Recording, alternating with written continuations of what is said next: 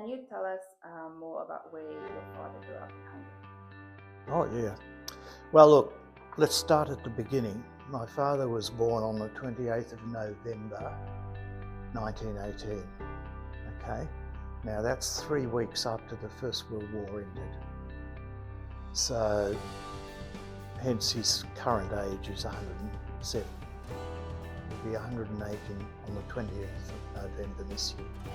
He was born in the town of Sopron, which is spelled Sopron, and it's right on the Austrian border.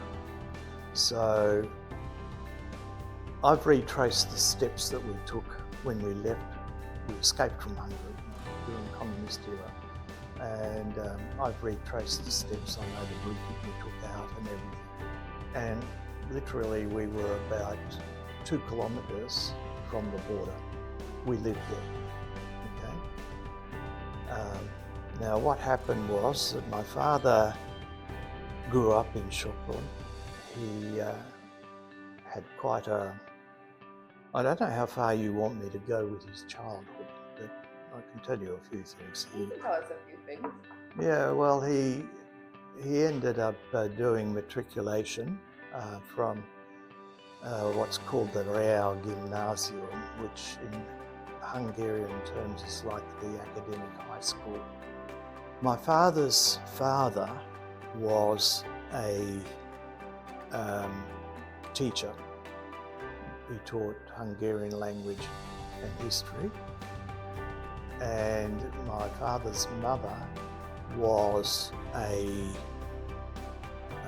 she basically was a homekeeper. Now my father's family comes from Transylvania and from Golozsvár. Golozsvár was the city that my father's family came from originally. So my father was sent to the Ludovico Academy, military academy, that's what it was called, Ludovico. My father underwent officer training there, and then when he graduated from there, he ended up becoming a lieutenant and in the Hungarian army. You could say that to be an officer in Hungary at that time had a lot of prestige. They were very well paid, and well, it was almost like an upper class sort of living, you know. So in his early manhood, when we're talking about from about 18 going up to the early 20s, my father lived a life, that sort of prestige life. Anyway, what then happened was that the war broke out, of course, the Second World War, and my father, his earliest military activity was to be sent to, first of all, Romania, but then also to what became what's Slovakia today. And he was part of the Hungarian army that was sent in there to take back that territory. And that was his first military service, to be involved in that. I would say probably one of the main motivations in his whole life has been patriotism towards Hungary. Now that doesn't mean to the exclusion of Australia. After all, he's lived longer in Australia than Hungary, so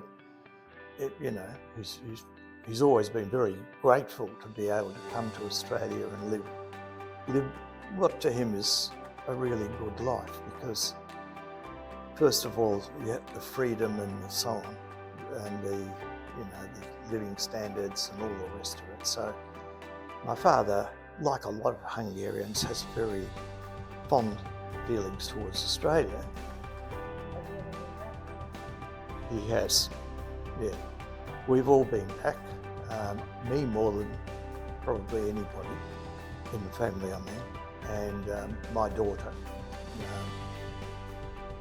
So anyway, what happens is that Hungary, now during the time my father was sent to the front, the Russian front in 1941, okay? Basically, before he went to the Russian front, he was at Ludovica, the academy. And he and his cousin had this sort of love affair that lasted for a while. And this is really interesting. This is a coincidence of an amazing coincidence. So we're talking about 1938, I think this happened. My father was at the Ludovica Academy.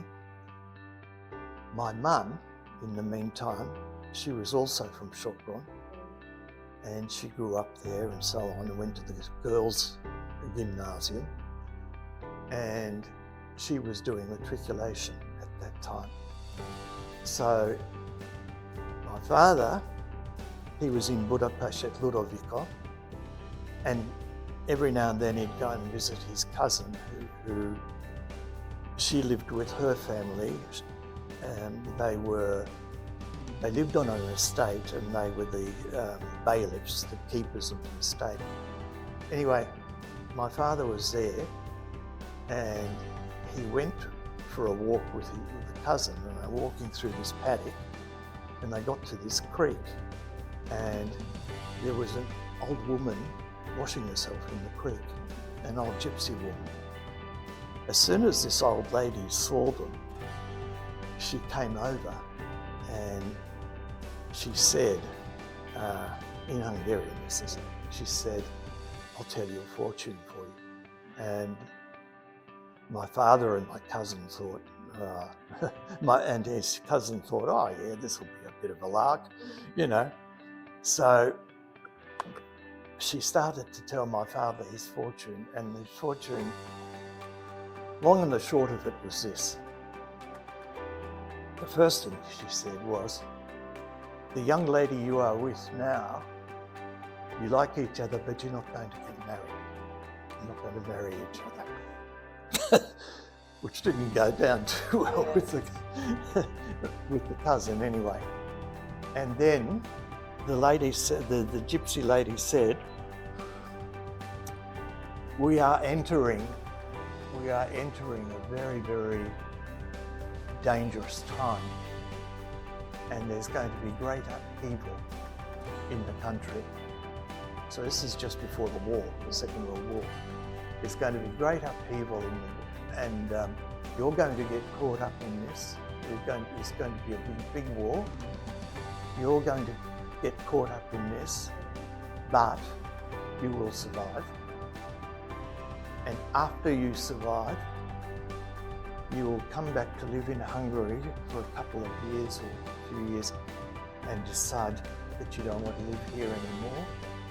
And you and your family will go a long way across the world to another country. And that's where you're going to live for the rest of your life.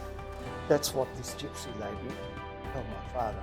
But now, around the same time in Sopron, my mum, the girls were in the matriculation class, and they were a bunch of gypsies had come to the town, and what they usually did was they set up all the gypsy things like fortune telling and what have you.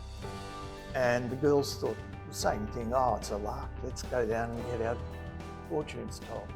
So the gypsy lady told my mother's fortune, and basically very similar to my father in this sense. The first thing she said was, to my mother, she said, you are going to marry a soldier. And my mum was just, she laughed because I don't want to marry a soldier. It's not going to happen, you know. And she already had a close relationship with a young man who unfortunately got sent to the war and died. But anyway, my mother was told exactly the same thing. she said the gypsy said there's going to be a great trouble in this, and there's going to be war. Things are going to be very unsettled for the next few years, and you are going to marry this soldier, and then you are going to live a bit longer in Hungary. You're going to find that you can't stay here, and you're going to leave, and you're going to go to live in a country right on the other side of the world. You'll have to travel across the wide ocean, blah, blah, blah,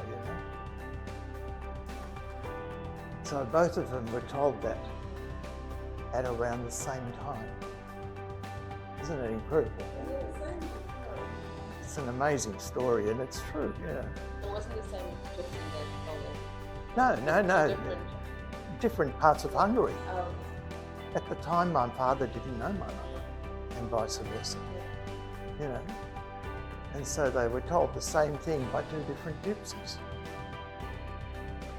My mother and father first met before my father went off to war. So, but they sort of knew each other in the way young people in a town know each other, and they're friendly and all that, but nothing really sort of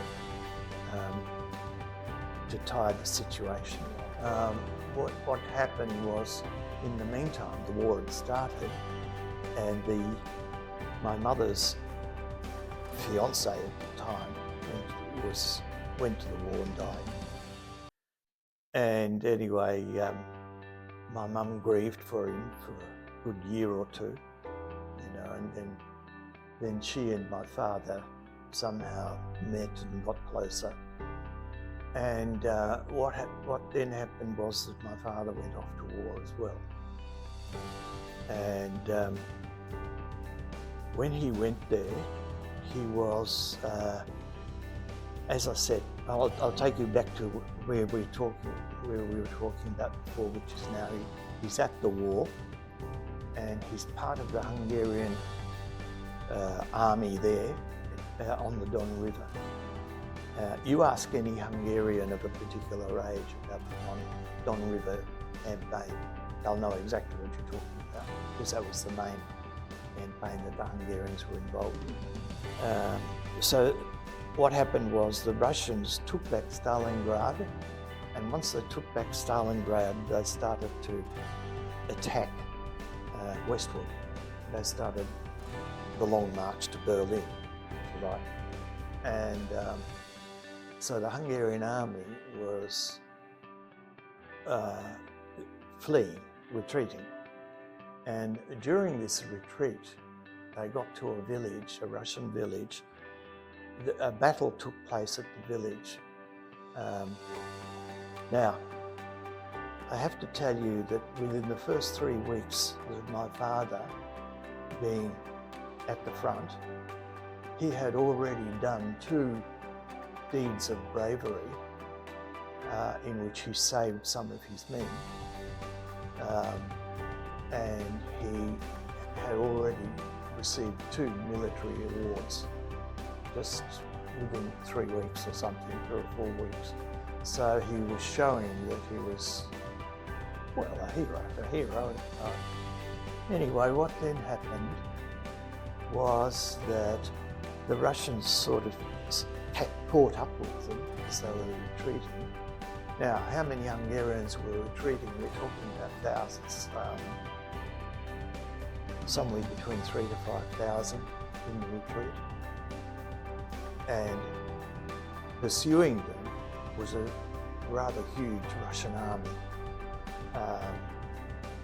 somewhere between 10 and 15,000 men, about 65 tanks, lots of artillery, blah, blah, blah. So the Hungarians were very much outgunned and out whatever, and it looked as though it was going to be disastrous.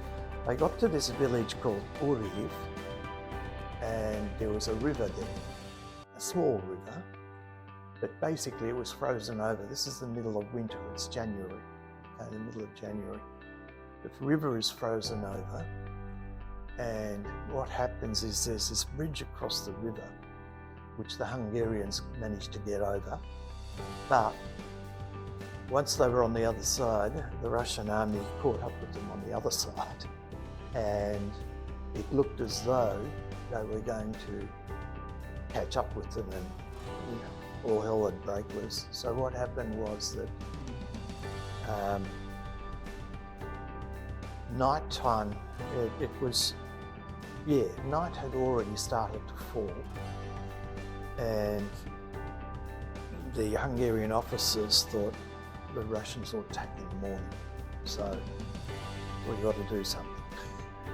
So what happened was that in the meantime, the Russians on the other side were already firing at them, and they were receiving quite a bit of fire. And what happened was that my father's commanding officer, who was of a higher rank, of course, got severely wounded, and he had to be carried off with the retreating Hungarian army. And basically my father and his regiment, he had about 300 men, they volunteered to stay behind and cover the retreat. And the aim was to sort of cover the retreat long enough for the bulk of the army to get away. And what happened was that my father then became the commander, and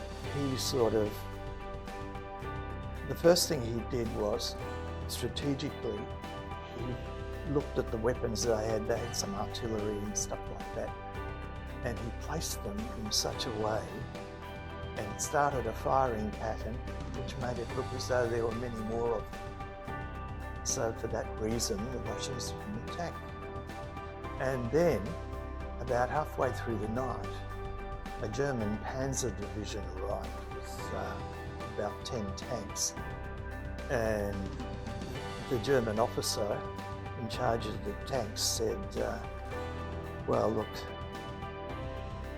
sorry mate, we're not hanging around for this.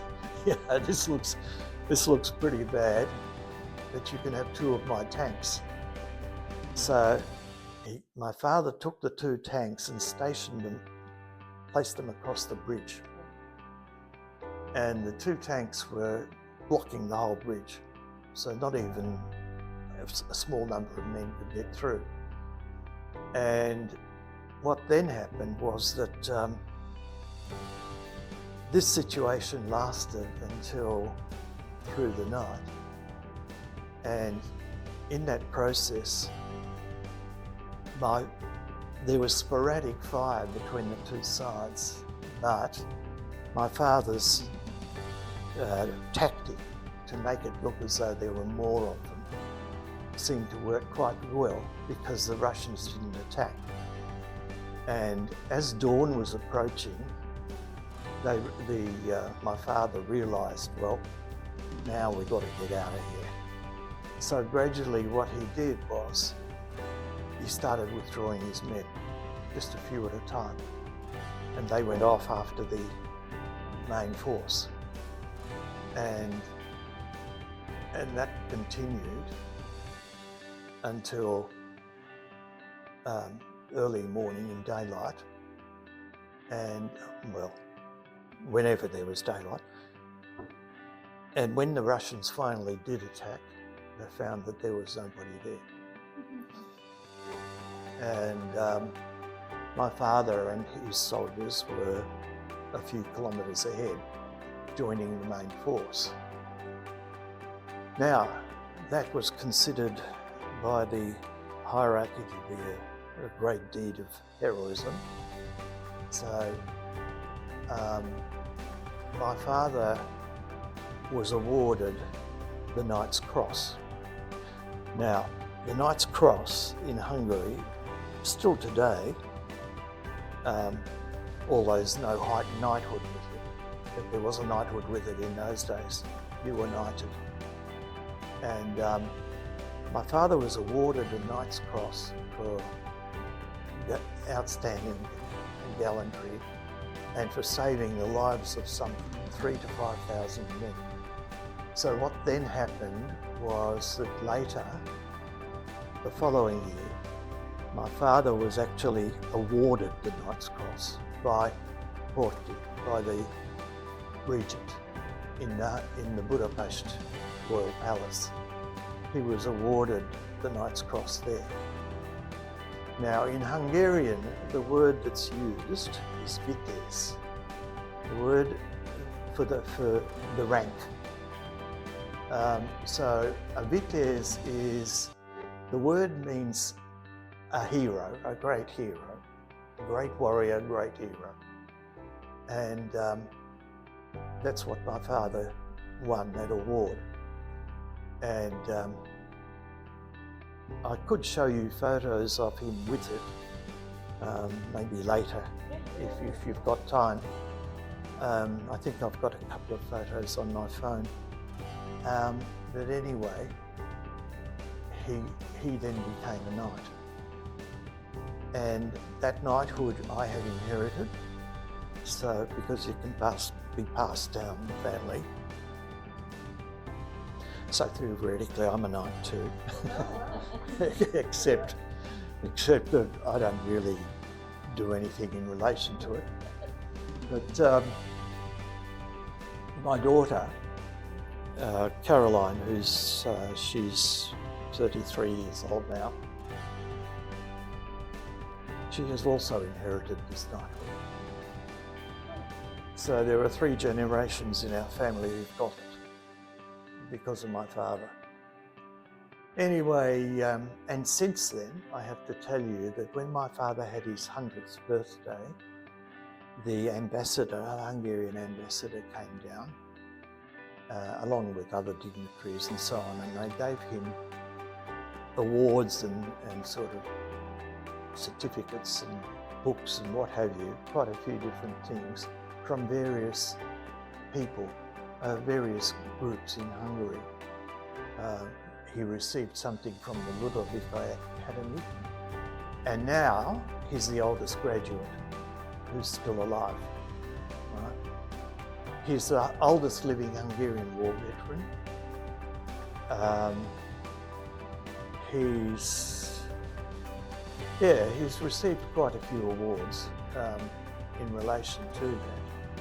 But one of the other things they did is now Hungary is a republic, okay? And under the republic, they no longer have a knighthood. You just don't have knighthoods in republics, you know. So my father has received, but they still have the Knight's Cross as the main medal you receive. It's like the Victoria Cross, you know. My father has received that from the current Hungarian government as well. On top of that, there's also a civilian version. It's a little bit like the French Légion d'honneur. You can receive it for different categories. And so anyway, my father now has 2 of these Knight's Crosses. One that was awarded during the war, and the other one that's been awarded by the government of Hungary when he turned 100. So he has 2 Knight's Crosses plus lots of other medals. Unfortunately, he lost the original Knight's Cross because, well, it got lost in all the escaping that happened. Anyway, what then happened was the war was coming to a close. The Russians had sort of invaded Hungary. They were on their way to Berlin. My father sent one of his soldiers to get my mother and his mother and his sisters, get them out of Hungary into Austria, away from the Russians, because no women were safe when the Russians invaded. Anyway, what happened was that my mother and, as I say, the other ladies in my father's life, they were in Austria, and my father was there in the war to the very last moment, and then he was taken prisoner just on the Hungarian-Austrian border. And by this time, a lot of Hungarians, soldiers, had deserted.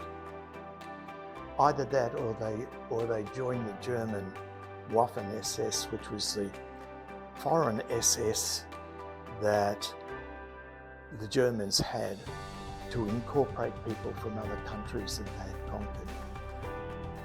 And the reason they did that was because they knew they'd be better treated. And my father didn't do that. My father stayed loyal to the Hungarian government to the end, and he was taken prisoner. He was then sent to a Russian prisoner, labour camp. The main labour camp was outside outside Moscow. And my mother didn't know what had happened to I forgot the important thing. My father, not long after he'd received that award, he got wounded. He had 2 bullets to the chest just near his heart. Luckily they missed. So he was on leave for 6 weeks in Hungary. And it was during that 6 weeks, in 1944 this was, he married my mother. So they married during the war. And then he went off back to the war. And then he was taken prisoner. Now, when he was taken prisoner, of course, nobody knew there was nothing, no news, and my mother didn't know what had happened to my father. But on the train, the prison train that was taking him to Russia, the Hungarian men were throwing messages in Hungarian out of the train in the hope, because they were going to Transylvania, a lot of Hungarian-speaking people, and they hoped that, the message would get somewhere to a relative or whatever. Anyway, my mother didn't receive any news about my father from the time they got married to the time that he was in Russia. So when they were in that main prison camp there, they were allowed to send a message home to Hungary to say, basically to say, I'm a prisoner of war and I don't know what's going to happen. Anyway, so my mother didn't know what had happened to my father, and vice versa, for over a year, first year of marriage. Finally then, my mother knew what my father's situation was. Now, what then happened was that they were taken to I have to say also that on the way to the Russian prison camp, many of the prisoners of war died because they were just kept out in the open. It was winter, and my father survived that. Anyway, when they got to this big camp, the big Russian camp, they were then divided up into various other camps, work camps basically, and so on. The Hungarian officers and the German officers were kept together in one camp. The officers were kept separate from the ordinary men. Now the reason for that was political, because the Russians already knew that they were going to occupy Eastern Europe and basically keep it for as long as they could. Anyway, they needed Hungarian and German officers and what have you to run the new communist. They had to do these propaganda classes, about communism and how wonderful it is, and they'll be great. It'll be great to be an officer in the Red Army and blah, blah, blah, blah, Now, there is a humorous story from that. And one of the things that's amazed me is the detail that my father wrote down about his time as a Russian prisoner of war. He wrote down about every camp, all the details about who was running the camp, what the daily life was like, etc., etc. I could show those notes to you now, you know. And the funny thing about this, what happened was with this particular camp, which was a Labor camp, and it had German officers and Hungarian officers, and they divided up the labour in running the camp. So basically, the Hungarians were given the catering duties. They all had to organise the food for and the cooking and catering and all that. Anyway, what happened was that the Russian guards noticed that the Hungarians were eating quite well because they were Hungarians. Yeah. And the Russian guards, they were sort of, well, this is a damn sight better than the crap we're getting. So they just started joining the Hungarians for their food feeding times, you know. And some of the Russian guards and the Hungarians, they became quite friendly, you know, swapping things, cigarettes, you know. And the other thing that happened is that my father actually felt sorry for the Russians, because when they went out on the work details, the locals would want to swap things because they had nothing, you know. And the prisoners, the officer prisoners, were better treated and had more cigarettes, anything, you know. So, yeah.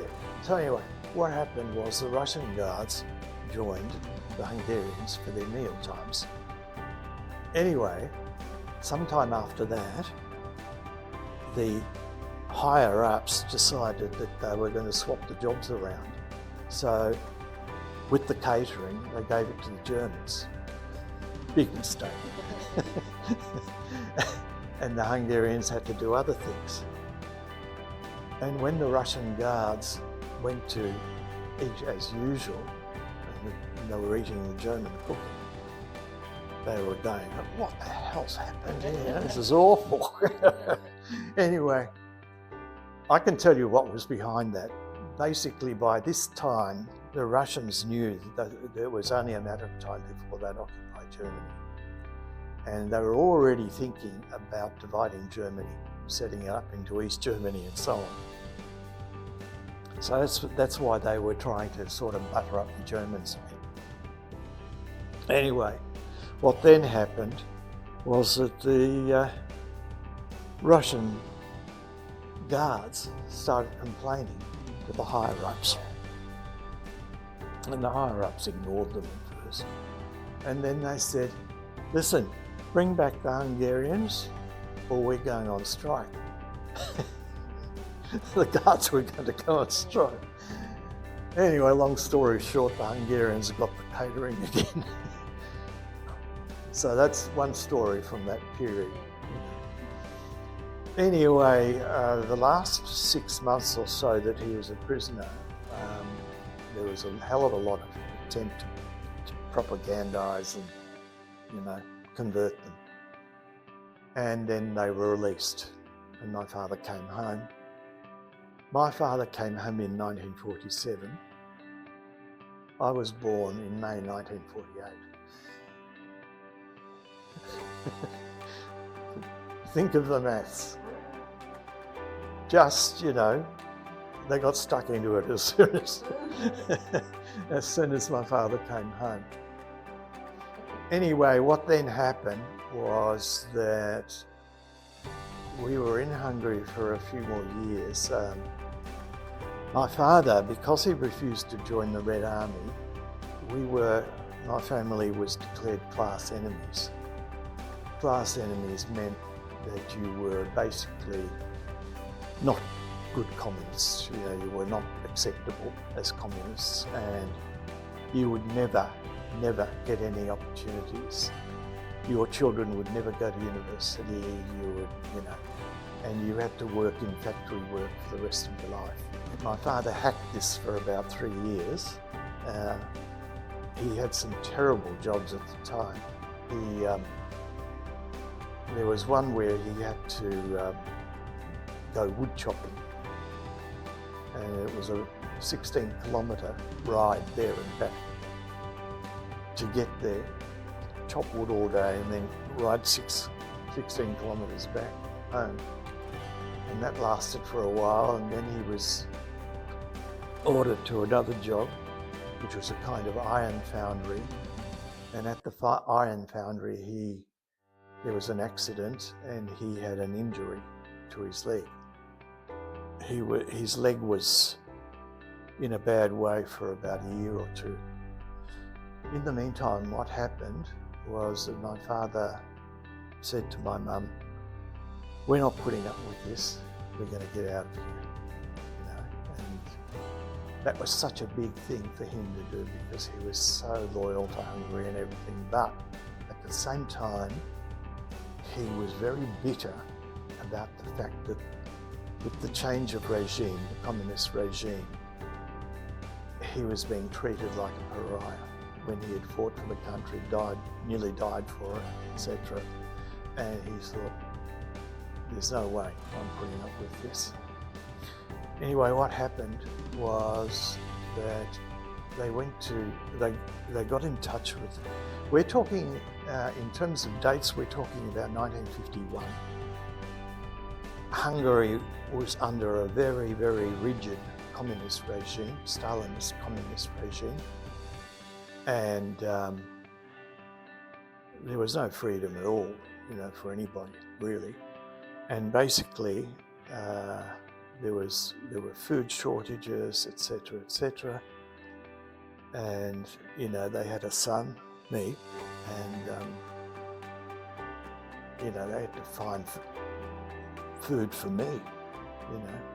Anyway, what happened was that my father got in touch with this underground network, which was helping people escape from the country. And the doctor said, my father thought the best thing to do would be to knock me out for the escape, make sure I was unconscious for all night. Anyway, the doctor said, no, don't do that, because he might wake up, he'll be disoriented, he'll start crying, he'll be making noise, and the last thing you need is noise, So don't do that. Anyway, we then, my father then opted for training me.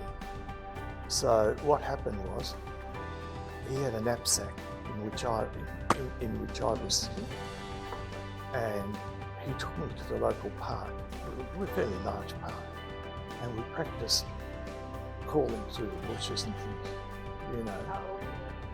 3, And my father said, he made it seem like a game. He said, you've got to keep very quiet, all this kind of thing. And we did that, and then what happened was, basically we were ready to escape. Now, in terms of where we were staying, we were probably about, say, 2 to 3 kilometres from the Iron Curtain. And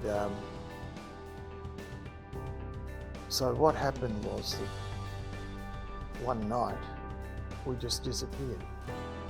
You couldn't tell anybody. We couldn't tell our relatives. My mum has a twin sister, couldn't tell the twin sister, nothing.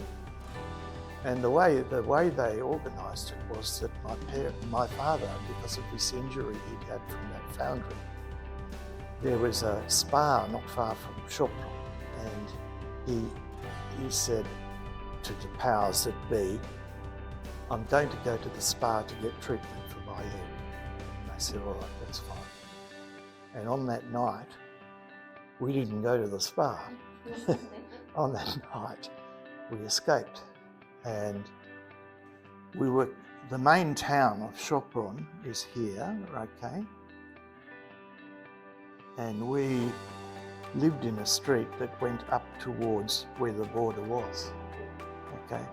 So we're going up the street here, and at the end of the street there's a brewery, a big brewery, still there, and still makes very good beer. Anyway, we went to the brewery, which let's say the brewery's about here, and then turned right from the brewery, and we started walking through cornfields. There were cornfields here. And then from the cornfields, we had to turn right again. And then that's the border, okay? Now, we went through here, past these cornfields, and as we were going through the cornfields, I was reaching out and grabbing the corn as we went past.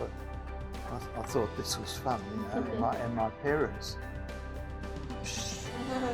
what's that noise, you know, so we're bobbing down, and they eventually realised it was me.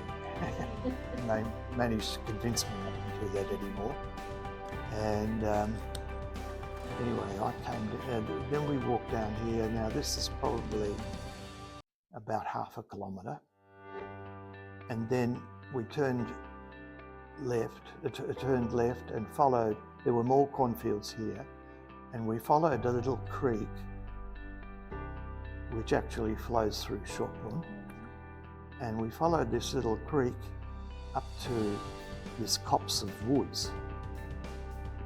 And the copse of woods was right close to the border. Now the border was 2 fences. Each fence was, how high was it? Probably 8 feet. So we're talking maybe about 3 metres high. There was a 3 metre high barbed wire fence here, electrified. Then there was a minefield in between, with the mines scattered anywhere. And then there was the second fence, same height. And this is Austria, okay? So you have to get to through the 2 fences to get to Austria. Now, we got to this copse of woods, and there was about 80 metres of no man's land here, cleared land, all the way down to the fence. And every 200 metres or so, they had a little guardhouse. And there were guards in each guardhouse on the border, right? Now, my father found out that every midnight, the train to Austria, to Vienna, went through this area. And what happened when the train went through, so the railway line's about here, okay? And this is going off to Vienna. Vienna's about 65k from the Hungarian border. Anyway, we get there, and my father left us here in this copse of woods, hiding there, and he ran across and got us through. Now what happened was, when this train comes through at midnight, the various guards in the little guard huts, they come out and go up to the railway line and they search the train, right? And it gave us about a half an hour window while we searched the place. So the guards were all out of their little huts, and they were up here searching the train. Meanwhile, my father ran across to the fence. Luckily, he was able to, the fence was not electrified at that particular point.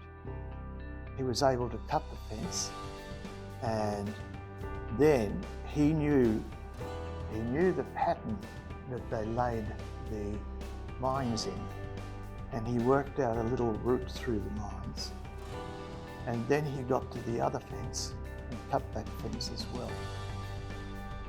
Then he came back through the mines and came all the way back to us here, where he picked us up and we all made a run for it through and followed the route that my father had established. And we ended up in Austria, on the other side. Now, so we got through there, and in the meantime, the Hungarian guards had missed us. So we were on the Austrian side. Unfortunately, though, we were not safe because the Russians had come through and they had occupied this area, basically the east, and they had occupied that all the way to Vienna. So we weren't really safe until we got to Vienna and got to a different zone. Because there were 4 zones in America, in Vienna at the time. You had the Russian zone, which was facing Hungary. You had the American zone, you had the English, and you had the French. Those 4 zones that Vienna was divided up into. So we basically had to get through the Russian zone to the American side. And what we did was, on the way, we just had help from locals and things. It was really incredible, you know. If you ever want your faith in human nature to be restored, you know, we could have been sent back or stopped any time. When we were in Austria, we got into Austria and we started walking to the nearest village, a village which is called Baumgarten. It's still there today. And we were walking along to Baumgarten, and we got captured by Austrian border guards. You know, we were walking along, and suddenly there was this shout in the distance, "Halt, halt!" The lantern going away. And luckily, both my parents spoke very fluent language, German. Anyway, the guards who caught us, they said, "You know, we're supposed to send you back." And they said, "But look, we're going to wait for our commanding officer to come and he'll decide what to do with you." So they took us to the village of Baumgarten, and it has a railway station outside the village.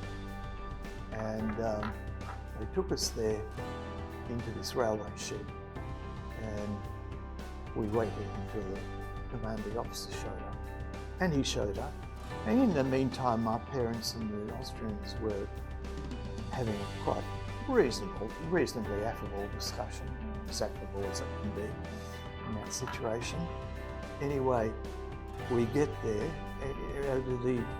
the commander comes and starts talking to my father and my mother, and my father in particular, and my father tells him that I was in Russia, on the Russian front, and blah, blah, blah, and basically told him a quick version of the story I've told you. And the commander then said, "Okay,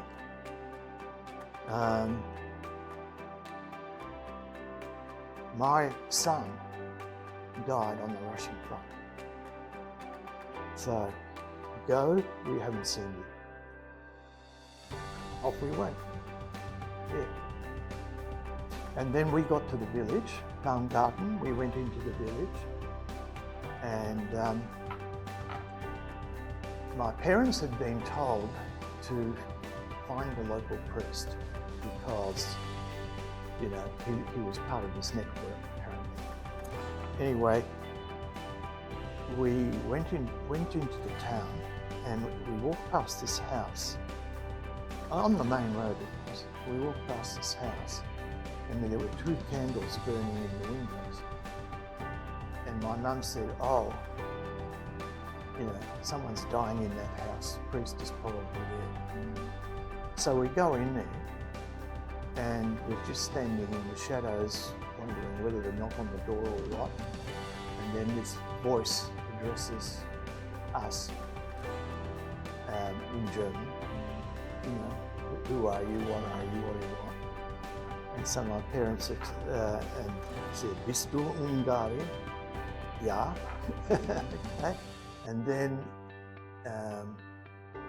he told us, "Yes, the priest is here, but don't under any circumstances go to the priest because he's watched by the communists daily and we don't know which side he's on.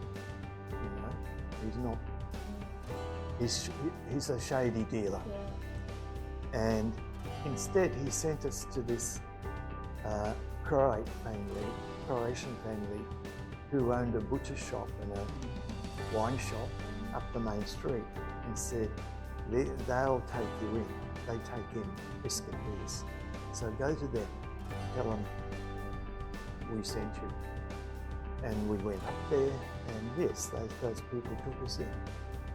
And I still remember sitting in their kitchen having a cup of cocoa. We had a cup of cocoa. This is middle of the night, you know, and there were hams and sausages and all kinds of things hanging from the ceiling. Anyway, they put us into their beds, etc., etc. In the morning, we took the bus to Vienna.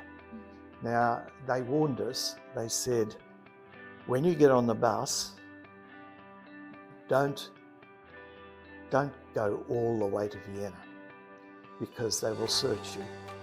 So you've got to get off the bus sometime before Vienna. So we got to the outskirts of Vienna. In the meantime, the lady, the conductress, in those days women were doing all those jobs, you know, and the conductress realised we were escapees, and she spoke to us in German and she said, "Look, just be very careful. You've got to get out before we reach the end because the Russians are going to search the bus. And I'll give you a nod when you get off." So we got to the outskirts of Vienna and she gave us the nod and off we went. And then, now at that time, the dividing line for Vienna, for the 4 different zones, the main street in Vienna, one of the main streets is called Kirchenstrasse, Church Street, because that's where there's a big cathedral, St. Stephen's Cathedral. And the lady said, "You can't take the bus to Kirchenstrasse." But the bus stopped at Kirchenstrasse. She said, "You can't go there. There'll be Russians everywhere. I'll nod to you when you get off." So we got off. And then she said, "The best thing for you to do is take the tram." So we took the tram. The tram came along and it had written Kirchenstrasse, so we got on. Same thing happens there. Lady, conductor, said, "Yeah, okay, you can't go all the way to Kirchenstrasse. You've got to get off at the stop before. I'll tell you when. Off you go." Yeah. So we get there. And we're just coming up to Kirchenstrasse and she says, "Right, get off now." We got off. And sure enough, up in the distance, my parents could see that the Russians were searching the buses and stuff. Anyway, she said, "Go down that way. You will find that the fence will become smaller and you can get through." So we went there and we walked along the fence, along Kirchenstrasse, but behind the fence, still on the Russian side. And we got down to where the fence became lower. And we managed to crawl through. And you could see, and saw the American soldiers on the other side of the street. And we crawled through, we just ran straight across the road to the Americans and just said, "Refugee, refugee." That's the only English word we knew. And the Americans took us in and they kept hold of us for about 2 or 3 days, not because of anything hostile, but because they wanted intelligence. They wanted intel on what's going on the border and that. So anyway, the Americans interviewed my father then the Brits wanted to go, so the Brits came and talked to my father as well. And anyway, it took about 3 days, and then eventually we were transported to Salzburg, which is on the other side of Austria. And at Salzburg there was a big camp. It was the main distribution camp for European refugees. And it was when we made it to Salzburg, and that's where we sorted out where we were going to go. Originally we were going to go to Canada or America, but they had closed their quotas. The only country that was accepting migrants was Australia. So neither of my parents knew anything about Australia. It was kind of like, but you know, if it's Australia, it's Australia. So off we go. And yeah, and then from there, the Americans transported us up to Bremerhaven, which is the port in Hamburg. And at Bremerhaven, we got on board a ship called the Nelly. It was a Swedish ship, and that ship brought us out to Australia. I also would like to know if any traditions or celebrations that you guys have brought over from Hungary that you continue to do here in Australia? Oh yeah, we kept up the Hungarian cultural things. My parents more than I. Yeah. That's because I sort of grew up as a Hungarian, but I became very Aussie. And I sort of went down the track of being an Aussie teenager. I had a rock and roll band and all this stuff. Yeah. So I wasn't quite as Hungarian as my parents were, right? But my Hungarians kept, my parents kept up their ties with Hungarian celebrations and so on via the Hungarian Centre. Oh, You know the Hungarian Centre? yeah. Mm. And my parents were very active in the Hungarian Centre for many, many years, in particular with the Transylvanian part of it. Reason being that both sides of my family, include not just my father, but also my mother's side of the family, they both come from Transylvania. And that's why my name, or our name, is spelt Fazakas, Fazakas, whereas in Hungary, in main Hungary, it's spelt Fazekas. So if anybody hears the name Fazakas, Hungarian I'm talking about, they immediately know it's Transylvanian, right? So, yeah.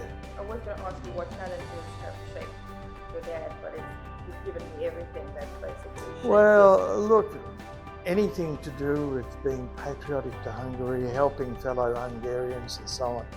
When the Olympics, the 56 Olympics came here, and quite a few of the Hungarian athletes decided to not go back to Hungary. Yeah, and my mother in particular was quite active in helping them to stay here, getting them whatever visas or so on that were required at the time.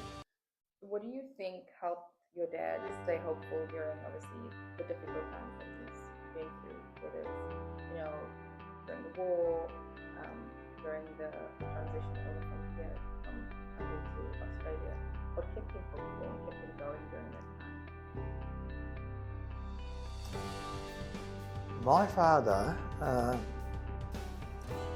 My father is a very resilient man, right on.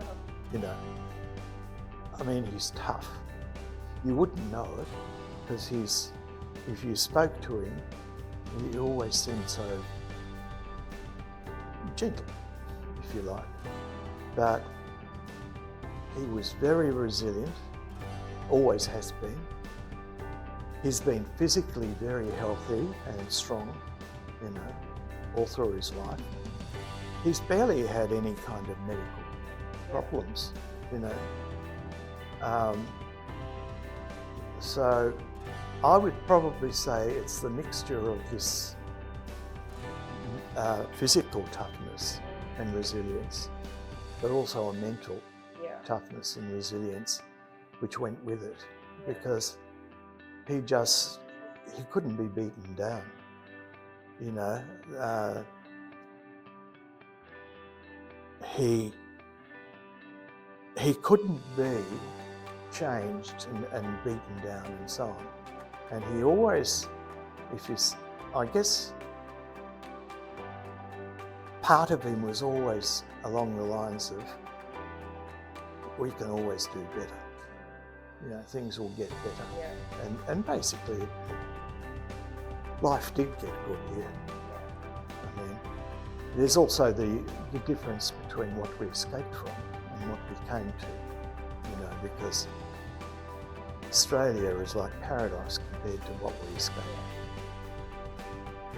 How long has your dad been in this aged care facility? Oh, in this aged care facility, he came here when he was 101, so not long ago. Not long at all. No, he's been here for about, which is also when he gave up driving, I have to say. At 100, he gave up driving? 101, yeah, Wow. yeah. And look, he was a very safe driver, and that's why I let him keep driving, and finally he was the one who made up his mind, I think I'll stop now. And yeah, my father came here, when was it? About 2019, I think, something about then. He came to stay here. So how we got him in here was with Arpad, you can have a respite. You know, you can come here for a month or 2 months, and so on. So my wife and I were going overseas, and we got him into a respite here. By this time, he was in his late 90s, and I said to him, go there, try it out, see what you think, see if it's your deal. And when we picked him up, he stayed here for 2 months, and when we picked him up, he said, well, do you feel you can go to Arpad sometime soon? And he said, you know, he said, it's full of old people. Well, irony being that he was probably older than me. But look, he didn't show his age until he was in his 80s, you know. Yeah, and if you saw him now, which you will, you'll see that he's actually doesn't look his age. I don't think he does anyway. Do you think that having sort of family around him has helped his painful health and well-being? Oh, of course, yeah. And the fact that I have a daughter, so he's got a granddaughter, and she's lovely to him. Do you know of some of the moments or little things that has brought your dad more joy? Well, I think me having my daughter has brought him a lot of joy.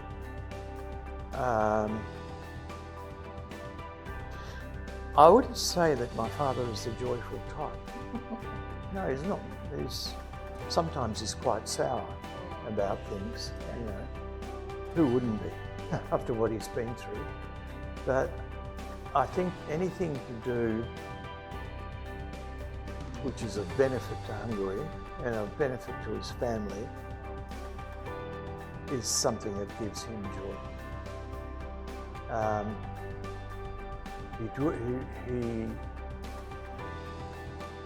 He does dwell a lot on the past, or has, and that was a bit of a problem, I think. And there's certainly a time of the year, later in the year, sort of around September and so on, where for a few months he's pretty flat and can be even depressed, if you call it that. And it's to do with that's when he went to the front. And those battles, those first battles were so fierce. He lost a lot of friends and so on. So he definitely, he's been scarred by war. I mean, everybody gets scarred by war.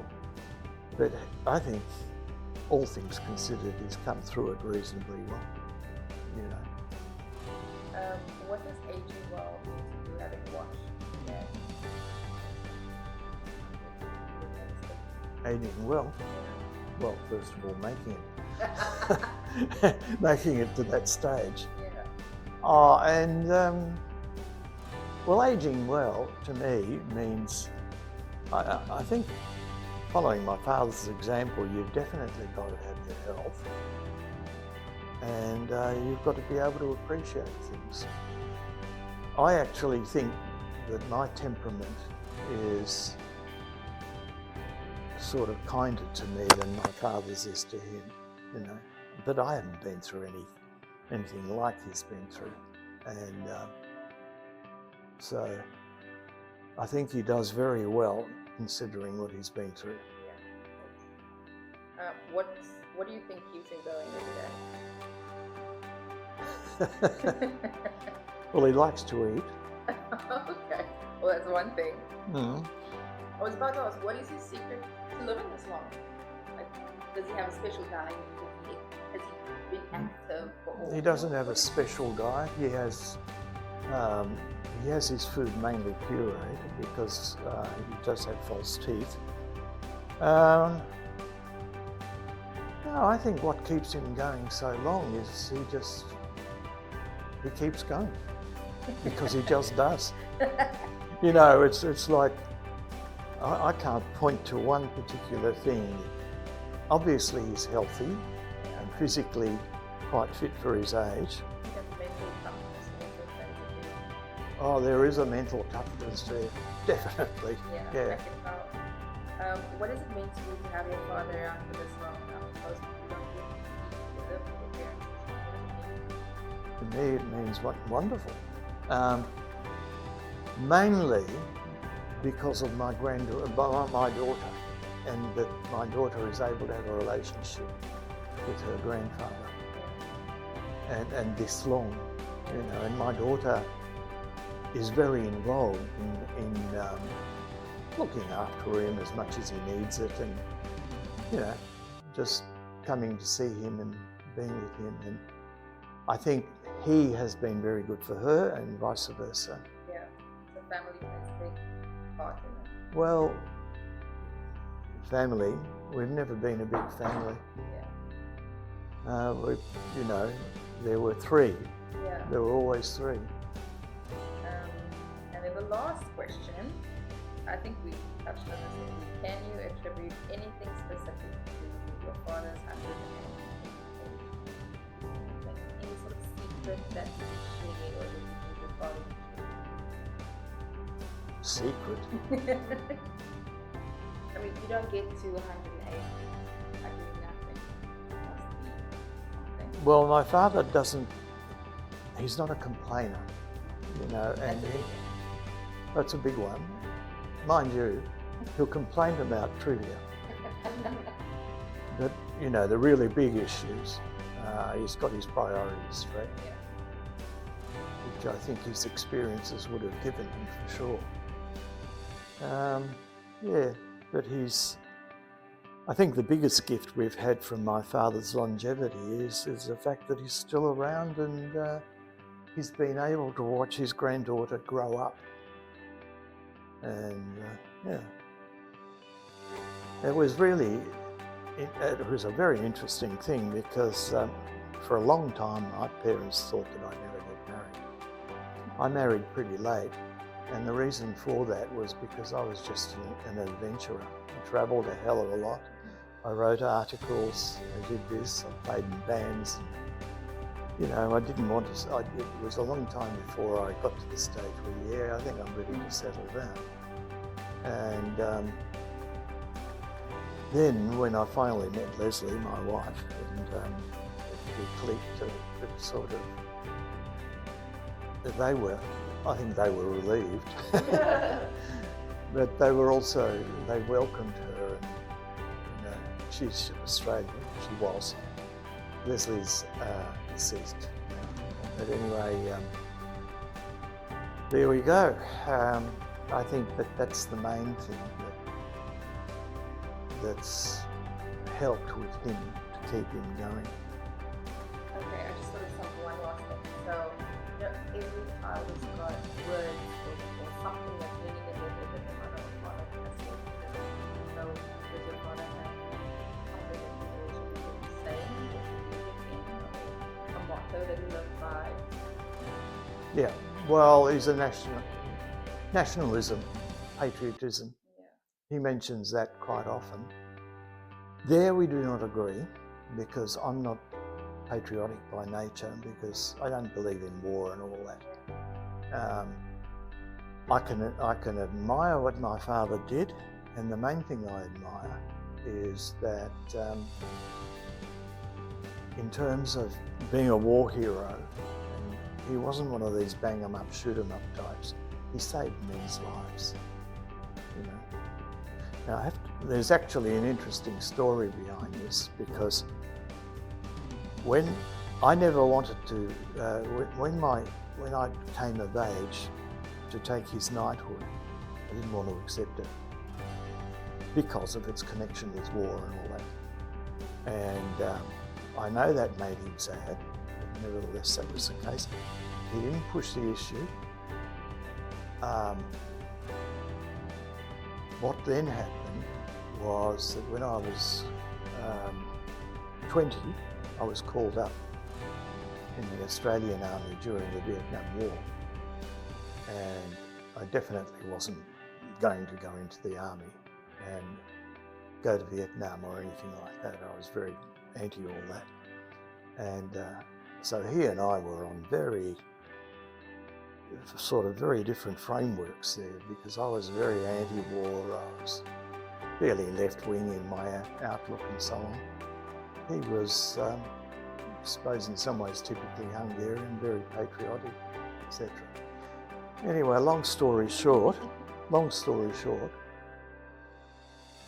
I did a conscientious objection case. That was one of the earliest ones, and I won it. And one of the main reasons I won it is because my father appeared as a witness for me, and he said, as a witness, he got up and he said, my son, he talked about his own military background. He said, my son and I don't agree on militarism and so on, but I do know that he holds his beliefs very sincerely, and we've managed to find an accommodation over this. And I won the case, and I think it was mainly because of him and what he said. I had 4 witnesses, and